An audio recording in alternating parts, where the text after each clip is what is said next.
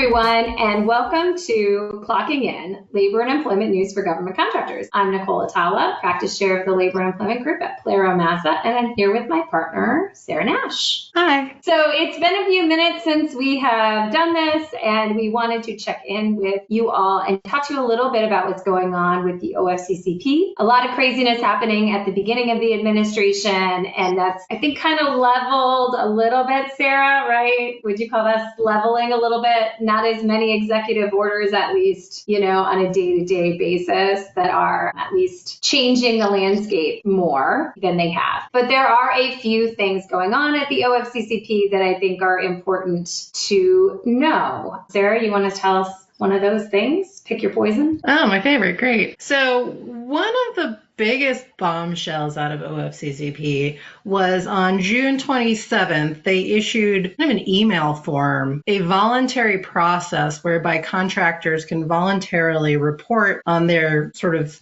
progress with coming into compliance with Trump's executive order that erased the OFCCP AAP obligations for women and minorities. And all we've seen at this point is really this email that they sent out. It's just a blast to a bunch of government contractors where they're walking through steps that contractors could consider submitting to OFCCP as part of the voluntary reporting mechanism. The problem is we don't have much more information than that. They've provided some examples of what contractors might want to consider reporting, but there's no guarantee if this gets you any goodwill with the agency. There's no explanation of what they're doing with this reporting. So just kind of more kind of gray area, watching and seeing what's going to happen. They've provided a deadline. So contractors have an ability to report, I think it's 90 days from June 27th. I don't know what happens after that deadline. I guess they stop accepting the voluntary reporting at that point, but that's sort of what we've been watching. And I guess I'm struggling with why anybody would do this.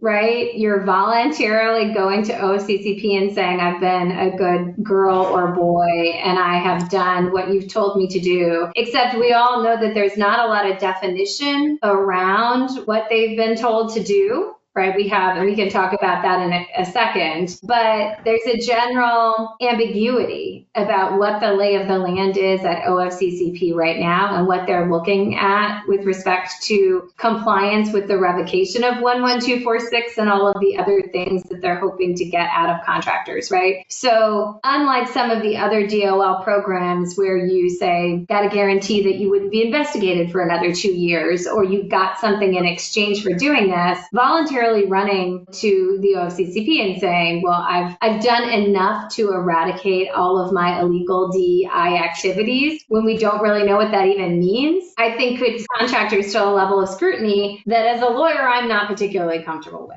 Right, at this point in time, unless they put some meat on the bones. I agree. I mean, the other thing to consider is OFCCP did, prior to rolling this out, announced that they would be looking at prior AAPs that have been submitted to evaluate whether contractors have engaged in illegal discrimination otherwise. And so it's not entirely clear where they're going to set their sights, how they're going to target folks out there. And I wouldn't necessarily put myself on their radar unless I knew exactly what that process looked like. Right. And another thing to consider is OFCCP has been generally decimated. In the president's budget even, they contemplate eliminating the OFCCP and putting it under the EEOC. So we don't know if that's going to happen or not. It depends on what happens with the president's budget. But, we do know that they have significantly limited help, right? That said, the other thing that the OFCCP has started doing is they're kind of ramping up to do regular OFCCP compliance evaluations on VEVRA and the Rehabilitation Act, right? So at the same time as they're saying, give me all this stuff so I can prove that you're in compliance with the executive orders, they're also saying we're going to continue to investigate compliance with VEVRA and the Rehabilitation Act. I just don't see how they have the bodies to do all of that. So then it says, well, what's this administration's priority? And my sense is the administration's priority is not VEVRA or the Rehabilitation Act, but trying to target these quote unquote illegal DEI initiatives. And that also additionally concerns me. No, agreed. That was part of the initial rollout of this. OFCCP announced that they were pausing audits for VEVRA and 503. And I guess it's back, but I haven't seen what they're doing with that. The other thing that's useful about this letter that was issued is they provide some examples of what could be considered illegal DEI. This has sort of been an overarching question that we've been wondering since the executive order was issued to begin with. What exactly is DEI? Each agency, OPM, now OFCCP, there have been some court decisions, is adding some form to what that exactly looks like, and at least what this administration is looking for when they're targeting this illegal DEI. And it includes things like trainings that are available only to a certain sex or race, ratings by diversity organizations that graded employers on factors that considered employees non-male or non-white employees. So if you guys haven't seen this letter, I'd encourage you to just take a peek, because I don't think anybody or most companies have these policies in place, but it gives a sense of what is particularly driving a lot of this kind of PR around the enforcement mechanisms. That's another kind of let's wait and see. I have not heard of any contractors that are participating. I'm sure there are some out there, but we just haven't seen any contractors that are like lining up to do this.